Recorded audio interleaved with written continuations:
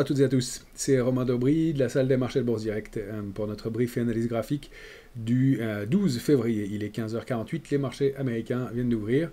On entame une semaine qui va être intéressante avec pas mal de signaux de divergence un peu paradoxaux entre les différents indices. On va voir ça. En tout cas, le S&P a marqué sur les 15 semaines passées, 14 semaines de progression. C'est historique, ça datait de plus de 52 ans, 1972, la dernière fois qu'on avait connu ça sur le S&P. Donc évidemment des records intéressants et importants, et puis en même temps un consensus qui devient très très optimiste. Donc un peu de prudence à avoir, et pourtant pas de signaux de retournement de tendance du tout pour l'instant, quelques divergences à signaler, mais pas d'éléments de retournement de tendance. Merci à tous et à toutes pour vos likes, vos partages, vos retweets. Comme toujours, pensez à vous abonner à la chaîne Bourse Direct YouTube, à nos comptes Twitter respectifs, où je fais le suivi des positions ouvertes. Évidemment, cette semaine, ce sera moins intéressant du côté des positions ouvertes, puisque c'est une semaine technique, une semaine d'échéance des marchés dérivés. Donc la position ouverte augmente d'elle-même mécaniquement. On en a parlé plusieurs fois, donc moins d'intérêt de ce côté-là. En revanche, niveau graphique, ça va être important. Parce que, eh bien, on le rappelle, cette semaine d'échéance des trois sorcières, ce n'est pas une échéance majeure, mais cette semaine d'échéance, c'est toujours le terrain de jeu technique d'opérateurs qui doivent équilibrer leurs positions, les arbitrer. Et donc, en cas de débordement de niveau technique, eh bien, des accélérations peuvent se mettre en place, se produire. Donc, il va falloir les surveiller et regarder ça et voir des mouvements qui peuvent être un peu plus importants en cas, encore une fois, de débordement. Ça n'est pas systématique. Voilà pour ces éléments d'introduction pour cette semaine. On a une semaine pour laquelle on va faire sans les marchés chinois qui sont fermés pour nous le nouvel an, jusqu'à vendredi inclus. Aujourd'hui et après clôture, on aura le résultat de Michelin en temps réel. Michelin, on va la regarder graphiquement, on va regarder les enjeux de ce titre. Mardi, demain, on aura le ZIU, du sentiment économique en Allemagne, l'indice des prix à la consommation, donc marqueur de l'inflation aux États-Unis, demain mardi, et puis Coca-Cola qui publiera aux États-Unis. Mercredi, Essilor, Capgemini, et puis à Cisco qui publiera aux États-Unis. Jeudi, ça va être une très grosse journée à Paris en publication, mais avant, on aura les ventes au détail et l'indice de la fête de Philadelphie, les ventes au détail, nouveau marqueur d'inflation aux États-Unis, donc à surveiller de près. Et puis jeudi, comme publication à Paris, on aura Airbus, Safran, Stellantis, Schneider, Pernod Ricard, Legrand, Orange et Renault qui publieront, donc ça va être la grosse journée de la semaine pour l'indice parisien, évidemment.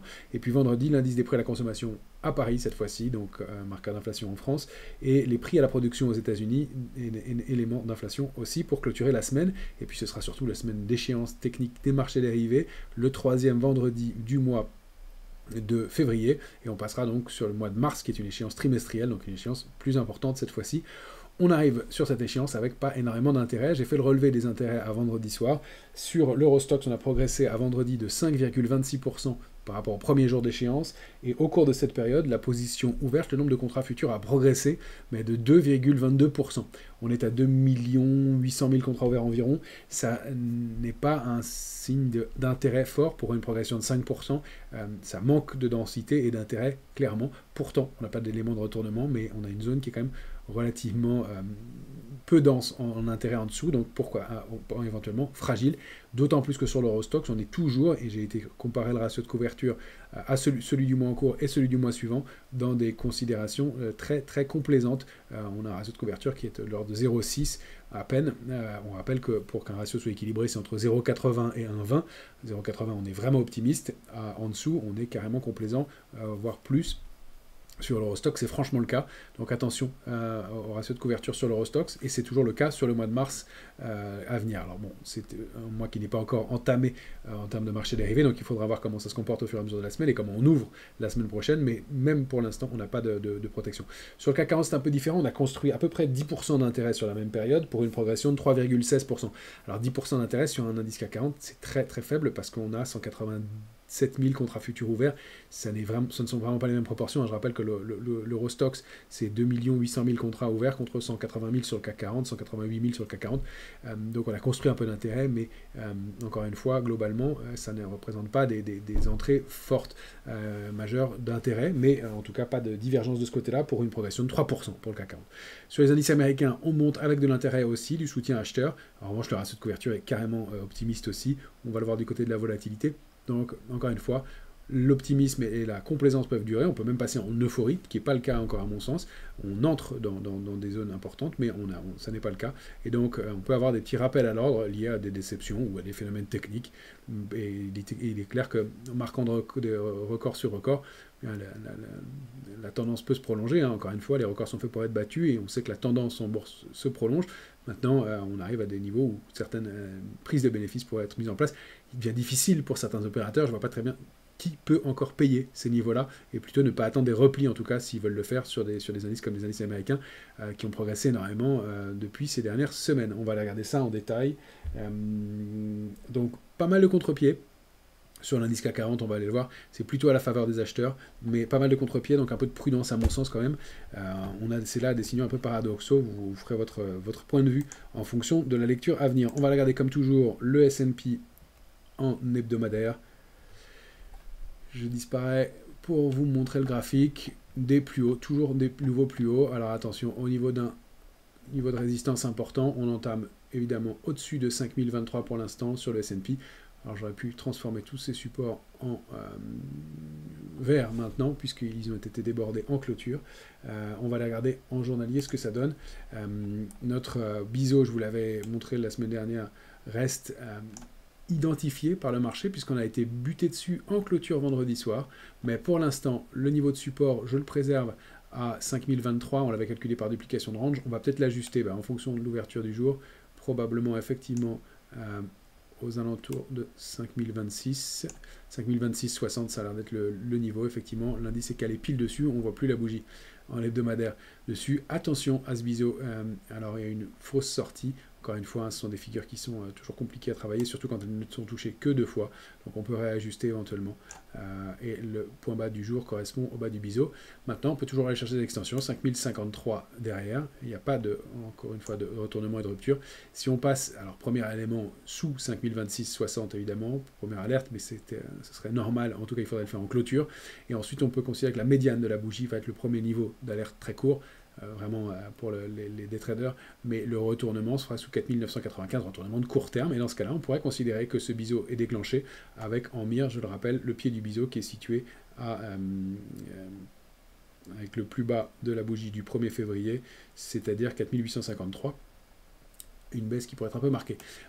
Pour le cas où la tendance se poursuit, on rappelle que les cibles et la résistance majeure, c'est 5106, 5128, ça sont des niveaux de très long terme sur le S&P. On n'a pas de figure de retournement à ce stade, encore une fois, un éventuel épuisement, mais donc il est toujours possible d'aller les chercher et ne pas anticiper, quand on n'a pas de figure de retournement, de signe de pression baissière ou de volume. Alors si les volumes s'amoindrissent un peu depuis 3 séances dans les derniers mouvements de hausse, le gap qui avait été ouvert ici vendredi a été comblé parfaitement, donc ce niveau de gap, et ça c'est aussi un petit niveau pivot, même si le gap a été comblé, à surveiller les 5000 points, évidemment c'est psychologique qu'il y ait 5000 points sur le S&P, attention, donc 4995, 5000, petit risque d'accélération baissière 4968, et sous 4968 on considérait que la consolidation est déclenchée.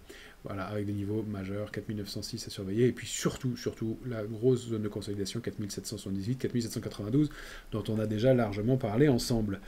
Sur le Nasdaq, qui est ici Nasdaq 100, graphique en journalier, eh bien on est parfaitement toujours technique, 17 962, on avait donné cette cible-là ensemble jeudi dernier, on est allé la chercher vendredi, le marché 17 962,40, je vous avais donné 17 962,90 en clôture, donc voilà, le marché est parfaitement technique, c'est encore une fois les reproductions de range comme on arrive en terrain incognita par le haut, donc le range suivant c'est 18 116, pourquoi pas, c'est la cible suivante sur le Nasdaq. On peut toujours aller chercher des extensions, mais ça c'est le prochain niveau d'extension, pourquoi pas si l'indice veut continuer à payer. L'alerte, donc pas d'alerte tant qu'on est dans le range 17 814, 17 962. Pour l'instant, on n'arrive pas à passer au-dessus pour la première demi-heure de cotation de la semaine. Donc pas d'invalidation de quoi que ce soit. Encore une fois, des volumes qui étaient un petit peu plus faibles au cours des 3 dernières séances de hausse que dans les jours précédents. Attention quand même, effectivement, l'élastique est quand même extrêmement tendu. On a quelques divergences qui apparaissent, mais on n'a pas de figure de retournement à ce stade, encore une fois, loin de là. Donc on surveille les niveaux, mais sous 17 814, correction probable en direction de 17 664, 17 596. Ça, c'est un gros niveau, un intermédiaire à 17 560, et puis cette zone après, 17 314, 17 440. Vous connaissez les niveaux. On va la regarder du côté de la volatilité. Et je vous montre ici le VIX qui se tend un petit peu en ce début de semaine. Donc un gap, alors ça peut être aussi un gap à combler rapidement ou une tension, en tout cas pour des indices qui ouvrent en hausse. C'est intéressant, mais il y a aussi l'aspect technique de la semaine d'échéance. Pour l'instant, on préserve toujours notre oblique haussière ici. Donc retour en hausse, on va dire, forte si on rompt cette oblique. Et donc si on passe sous 12,75, là il y aurait probablement une détente forte sur la volatilité et donc une accélération haussière complémentaire. Il peut y avoir tout à fait dans ce contexte de marché, encore une fois on n'a pas de figure de retournement, un dernier pic aussi, un dernier rallye. C'est pas parce qu'on a fait des records que le marché doit se retourner, c'est pas parce que le consensus est très optimiste que le marché doit se retourner. Maintenant effectivement encore une fois on peut se poser la question de qui paye sur les niveaux actuels, sur des indices comme ça, des valeurs qui sont à des niveaux historiques. Alors en tout cas, ce gap, on rappelle que les gaps sur la volatilité sont toujours comblés. Donc là, on a ouvert un gap hebdomadaire à surveiller. Et pourquoi pas, même s'il y a un petit peu de tension en ce début de semaine, avec le niveau 13,47, 48, eh bien un retour, une détente de la volatilité, donc un petit pic haussier complémentaire sur les indices, ça arrive aussi. Bien entendu, un excès, une dernière jambe de hausse pour sortir les derniers vendeurs du marché, ça c'est malheureusement souvent des mouvements qui se produisent aussi. Là, on assiste quand même à une forme de crack haussier. Je refais une parenthèse là-dessus. On parle souvent des cracks baissiers, mais on oublie ces phénomènes de hausse sans discontinuer, comme on le connaît là. Là, on en vient à un extrême, et ça arrive fréquemment sur les marchés, et on les sous-estime. Et ce sont des mouvements qui sont très puissants, et qui ont, même s'ils sont plus lents, moins impressionnants, puisque qu'un mouvement baissier qui est brutal, eh bien, ils sont très très forts aussi, et ils peuvent coûter beaucoup d'argent aux vendeurs. Donc attention à ces mouvements haussiers auxquels on assiste aujourd'hui. Pardon. Je vous montre maintenant le graphique de l'Eurostoxx qui continue sa progression haussière. J'ai identifié un petit canal haussier sur l'Eurostoxx, donc ça va être un des points intéressants pour la séance du jour sur l'Eurostoxx. Le niveau, la borne basse, c'est 4712. Donc premier niveau, 4707 on l'avait indiqué. On pourrait peut-être l'ajuster d'ailleurs maintenant à 4711,40. Ce sera le premier niveau de retournement intraday pour aller consolider un peu. Alors on a des intermédiaires, probablement ici, au niveau de 4691, et puis cette zone, clairement, 4667 est un niveau testé 3 fois, intéressant. D'ailleurs, je vais le conserver, puisqu'il est bien touché. 4667 est un niveau important. Donc la zone 644-667 comme retournement, l'alerte elle est maintenant positionnée de court terme, elle est positionnée à 4644. On peut la remonter très nettement cette fois-ci. Et les cibles suivantes, donc c'est 4770. Et puis ce gros niveau de long terme, 4812. Ça, si je dézoome, on l'avait regardé aussi ensemble il y a quelques temps. Pardon, il va y avoir pas mal de traits. 4812 sont des niveaux historiques pour l'Eurostoxx, sont des niveaux qui datent de 2000, et un gros niveau sous lequel l'Eurostoxx s'était retourné, avait entamé son plongeon de la bulle Internet, post-bulle Internet.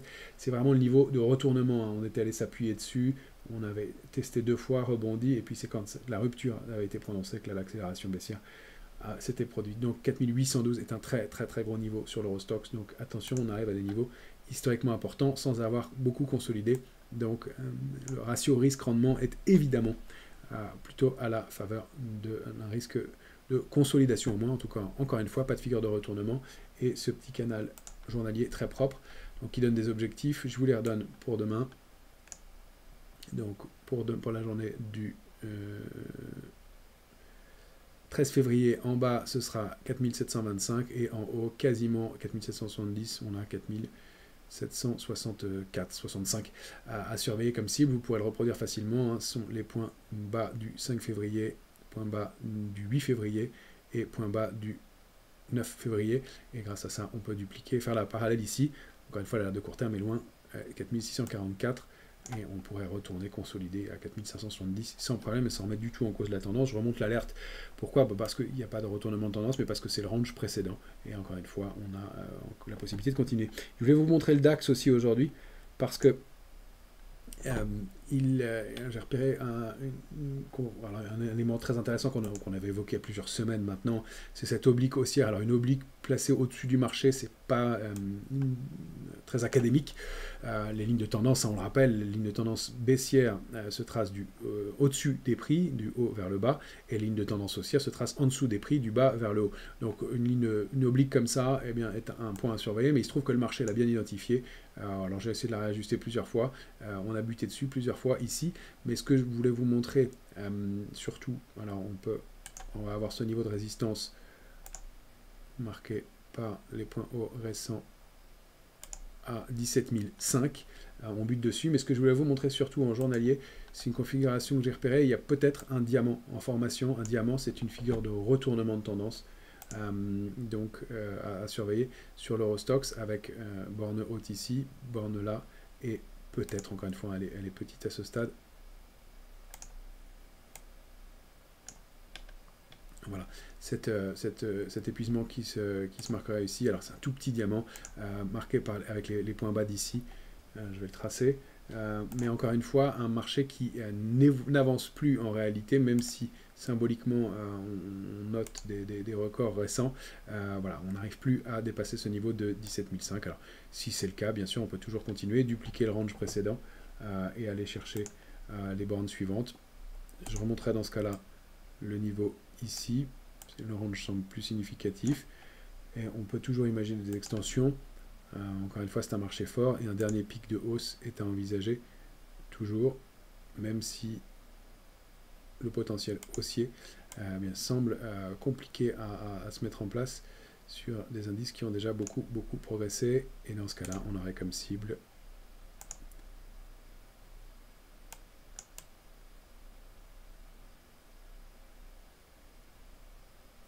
je voudrais que ce soit précis, voilà, 17 386, alors pourquoi pas, attention à la rupture de cette oblique, et donc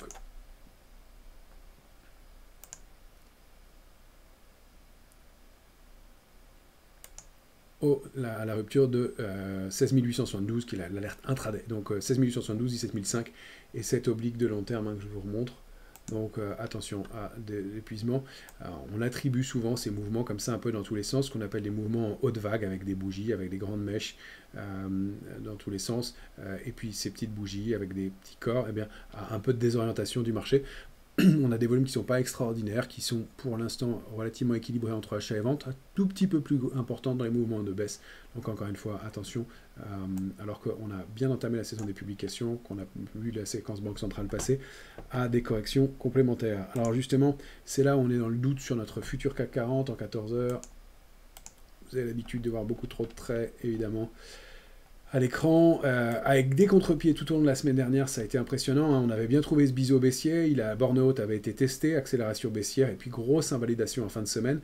Donc, on voit qu'on a du mal à baisser, et on voit que quand on monte avec toujours plus de facilité et de régularité, avec des mouvements d'amplitude qui sont impressionnantes, hein. Vendredi soir, post-clôture, eh bien, à partir de 14h30, de 16h, 16h30, le futur est remonté sans discontinuer pour atteindre donc de 7620 environ à 7687 non-stop, sans discontinuer. Alerte déclenchée. Ce matin, un petit peu de doute, mais pas d'invalidation encore une fois, et le niveau de 7669, donc notre niveau de réactivation haussière, il doit être indiqué, voilà, 7656, 7669, est en passe d'être débordé pour encore une fois, alors avec pas beaucoup de momentum. Ce qui m'embête, vous l'avez compris, c'est que si les indices américains se mettent à corriger, si l'Eurostoxx arrive à des niveaux clés et le DAX donne des petits signaux de désorientation, eh bien, on peut avoir du mal, nous, à passer et à se réinstaller au-delà de la borne haute du grand trading range qu'on évoque depuis plusieurs semaines maintenant, hein. Donc je vous montre moins, qui est en bas borné par 7221 avec une médiane à 7427. On en est loin, inutile de reprendre ce niveau par le bas, mais on peut toujours aller chercher des extensions. Donc à la hausse, 7705, 7726, 7765. Pour ce qui est de l'échéance et de cette semaine, on entame une échéance technique, l'échéance des marchés dérivés du mois de février donc, et il se trouve qu'il y a peu d'intérêt manifestement au-delà de 7700 points. Donc si on débordait ce niveau, 7705, la grosse résistance, et le top qu'on avait formé, que vous avez ici à l'écran, si on débordait ce niveau à nouveau, bien, il pourrait y avoir une accélération haussière marquée, un dernier pic de hausse, c'est aussi à envisager. Sinon, eh bien, retour sous 7669, 7656. Eh bien, accélération baissière, mais il y a l'aspect technique qui va jouer aussi cette semaine, donc un dernier rallye haussier pour aller chercher pourquoi pas des extensions et s'installer au-dessus de la borne haute de notre trading range de long terme sur le CAC 40, 7656, c'est à envisager. Alors je voulais vous montrer pas mal de valeurs aujourd'hui, une pour laquelle on a une configuration graphique relativement propre, c'est Reward Media, je vais me positionner en journalier. 14 heures, voilà, Reward, elle évolue sous une tendance baissière de long terme, et puis elle s'était installée dans un triangle, elle a préservé des niveaux de support, et là, elle en est sortie assez puissamment aujourd'hui, avec des volumes qui sont haussiers, donc on a une configuration intéressante, elle bute sur un premier niveau de résistance à 3,67, 3,68 ce matin, et la cible suivante et la cible idéale du mouvement, c'est 4,26. Maintenant, invalidation assez proche, si on retourne à l'intérieur du triangle, et si on rompt le niveau de 3,37, mais il y a un mouvement intéressant sur ce titre-là, attention, pas très liquide, ce ne sont pas des grosses capitalisations. Beneteau, je voulais vous la montrer aussi, on l'a évoqué avec Laurent et Falco dans le choix des experts sur la chaîne BNP YouTube cet après-midi avec un produit de bourse, mais voilà, Beneteau, elle réagit depuis, donc là on va se mettre en hebdomadaire, sur la borne basse d'un canal haussier de long terme. Voilà, j'enlève le niveau de stop pour que vous voyez bien le support, c'est 10,86, ce gros niveau de support sur lequel le titre, au-delà duquel le titre évolue depuis fin octobre maintenant, on n'a pas réussi à accélérer, mais on le tient, et on a ces mèches basses, réaction haussière à chaque fois qu'on passe en dessous de ce niveau de support, et cette possible formation en diamant, aussi, donc cette fois-ci haussier, retournement haussier, pourquoi pas, et donc une réaction avec en plus en daily un gap ouvert qui pourrait être un gap de rupture avec la tendance précédente, et une réaction importante, un gros contre-pied la semaine dernière, donc avec des volumes qui étaient un peu plus à la faveur des acheteurs. Donc on a un début de configuration qui peut être intéressant sur un titre qui est sur un gros niveau de support de long terme, encore une fois, c'est la borne basse, je vais dézoomer en hebdomadaire, c'est la borne basse d'un canal haussier qui est actif depuis 2020, on a pu bien identifier cette borne basse, le marché travaille autour.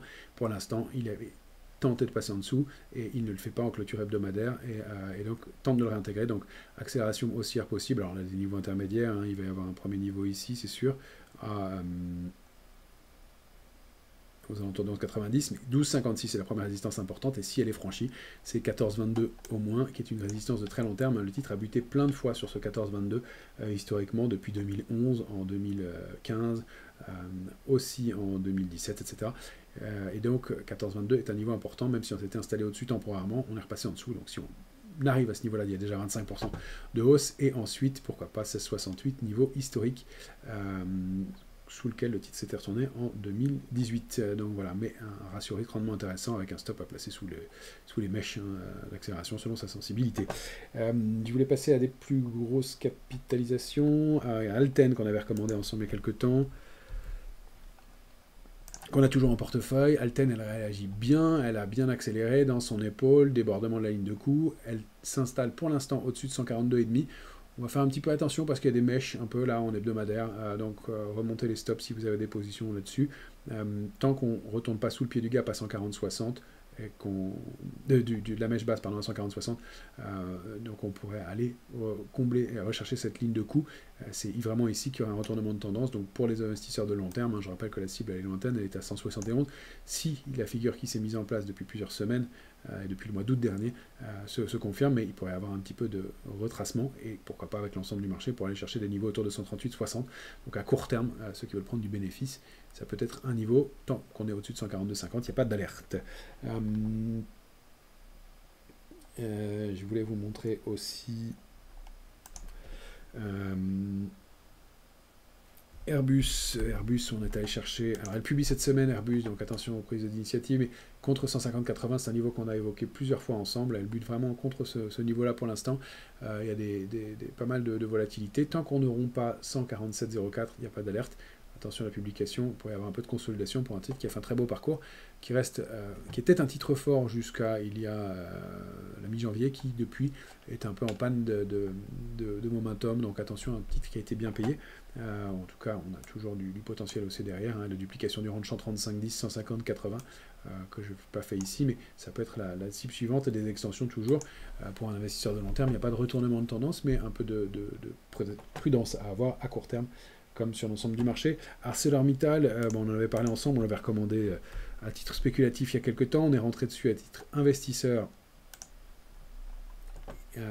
la semaine dernière, suite à de bon accueil des publications. Alors aujourd'hui, contre un niveau de résistance sur 26,38, vous voyez, on avait cible 2, la cible 1, on était rentré ici sur le débordement de cette oblique baissière.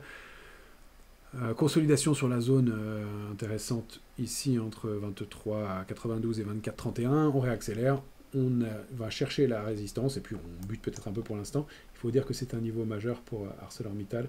On va dézoomer. 26,38, voilà, c'est un gros niveau pour le titre qui n'a pas été installé au-delà de ce niveau-là depuis avril dernier. Donc il va falloir peut-être consolider un peu après un bon rallye déjà entamé en octobre-novembre dernier, mais du potentiel haussier à moyen long terme. Donc un titre qui a toujours une configuration intéressante, 15 la cible idéale pour la suite. Je vais vous montrer Kering. Kering, alors pareil, Kering, il va falloir reconstruire. On reste aussi à titre spéculatif sur le titre. Elle a préservé 379,20, 409,50. Elle a accéléré au moment de ses publications la semaine dernière. En fait, on a ce comportement intéressant que les opérateurs cherchent manifestement des recovery plus que de payer des titres chers. Elle a vraiment réagi sur la ligne de coup de cette figure de retournement en épaule-tête, épaule inversée, un peu d'essuie-glace au moment de la publication jeudi, et puis elle a accéléré. Là, pour l'instant, 2 bougies d'indécision depuis 2 jours, mais les volumes ont été clairement à la faveur des mouvements haussiers. La cible idéale, c'est 436,20. Alors attention, il va falloir construire quelque chose de plus gros que ça. Il y a cette petite figure, mais c'est quelques semaines, quelques séances. Il va falloir construire quelque chose de plus important. Donc, est-ce qu'elle va former cette figure de retournement en épaule-tête, épaule inversée, après avoir été chercher sa cible? Voilà, en tout cas, il y a du mieux. Il y a un niveau historique qui est préservé, mais on n'a pas d'accélération à ce stade. Et on a rarement un creux en V comme ça qui part du fond pour accélérer très fortement. Il va falloir construire quelque chose d'un peu plus important sur un titre qui est vraiment une vraie recovery. Donc attention au premier niveau d'alerte aussi. Je vais vous montrer LVMH qui a un beau parcours. On l'avait évoqué déjà ensemble. LVMH est ici, elle arrive contre un niveau de résistance, elle est en train de le déborder en séance. C'était 816. La cible idéale du mouvement est du double bottom formé et confirmé maintenant, c'est 850-40. Donc il n'y a pas d'invalidation de ce mouvement-là. Attention à des volumes qui restent quand même assez faibles dans les dernières jambes de hausse, mais pour l'instant il n'y a pas d'invalidation du tout. C'est un peu tendu. On pourra remonter ces niveaux d'alerte dans cette zone située en niveau de la clôture hebdomadaire de la semaine dernière, 808 autour. Ça peut être un premier niveau d'alerte de court terme. Pour les autres, il n'y a manifestement pas d'invalidation. Encore une fois, un titre à côté pour lequel nous on avait pris un peu de bénéfice. Moi je reconnais que je n'avais pas vu la hausse dans de telles proportions sur la valeur. Hermès, on l'avait regardé la semaine dernière avant les publications. Ça confirme, évidemment, le titre se comporte extrêmement bien. Il a bien réagi sur son niveau de support à 1638 dans la trading range 1638-2016. Je l'avais réajusté un petit peu d'ailleurs. Et donc la première cible c'est 2250 et pourquoi pas 2394. Le niveau d'alerte il est donc remonté un petit peu à 2023, 23,5. C'est une zone à préserver, à surveiller, mais pour l'instant pas d'invalidation, un mouvement haussier qui est toujours confirmé. Et je voulais vous montrer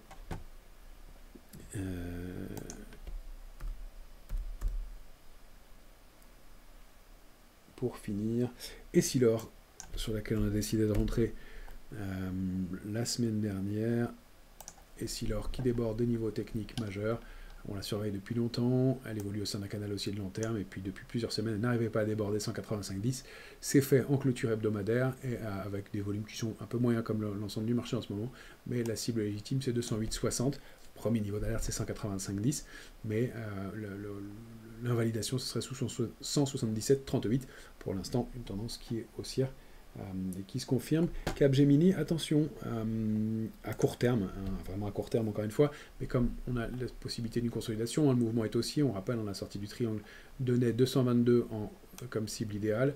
Pour l'instant, elle bute depuis 3 semaines maintenant contre cette résistance à 210,30 et elle baisse un petit peu aujourd'hui, alors pas avec des volumes gigantesques, mais voilà, il y a ce risque et un petit peu de divergence entre le point haut formé ici et le nouveau point haut là et les oscillateurs. Donc un peu de prudence à avoir autour d'un niveau de résistance. Elle pourrait consolider un peu, pourquoi pas aller rechercher 201,40 des meilleurs points d'entrée. Donc un investisseur de court terme un peu pour de la spéculation, mais on peut prendre un peu de bénéfice sur les niveaux actuels. Sinon, à moyen long terme, c'est 222 en mire, il n'y a pas d'invalidation, le mouvement a été fort et les volumes largement plus lourds à l'achat. Et je voulais vous montrer enfin le Crédit Agricole. Là, il y a un peu d'épuisement.